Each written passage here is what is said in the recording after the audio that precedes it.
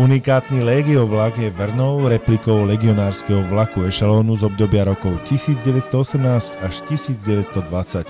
Vlak je súčasťou projektu Legie 100, ktorý sa spustil v priebehu roka 2014 pri príležitosti 100. výročia boja československých legií za samostatný štát. Československé legie v Rusku vznikaly již v roce 1914 na počátku samé světové války. Nicméně my jsme se snažili připodobnit období, které bylo pro nás ještě důležitější, a to byla právě boj o transsibírskou magistrálu a její strážení. Legiovlak tvorí 11 rekonštruovaných vagónov v celkovej dĺžke 104 metrov a predstavuje vojenské ešalóny prepravované železnicou, ktorými sa 10 000 československých legionárov prepravili naprieč Ruskom po transsibírskej magistrále. Treba si uvedomiť, že to bola obrovská vojenská jednotka, veľmi disciplinovaná a veľmi slušne vojensky vyzbrojená a v tom čase vlastne ovládala celú Sibír.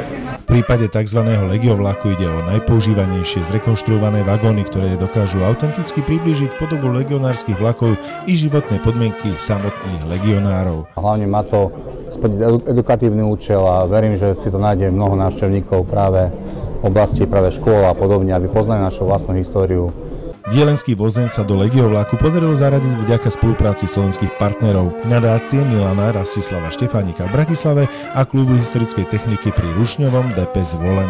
Jeho exteriér predstavuje vernú rekonštrukciu historického vozňa vyrobeného v roku 1906. Toto je ten moment, keď prichádzame k tomu, že pred 100 rokmi sme položili skutočné základy spoločnej histórie, ktorá pretrváva. Ako veľvyslankyňa Českej republiky to vnímam ako začiatok veľkej oslavy výročia vzniku nášho spoločného štátu. Pôvodná myšlienka vytvorenia Legiovlaku ako pojazdného múzea vznikla v roku 2008. Od maja 2015 absolvoval Legiovlak ako pojazdná expozícia cestu po železničných staniciach Českej republiky, pričom si ho prišlo pozrieť viac ako 70 000 návštevníkov. Pre hrdého Čecháčka Viliam Šuška.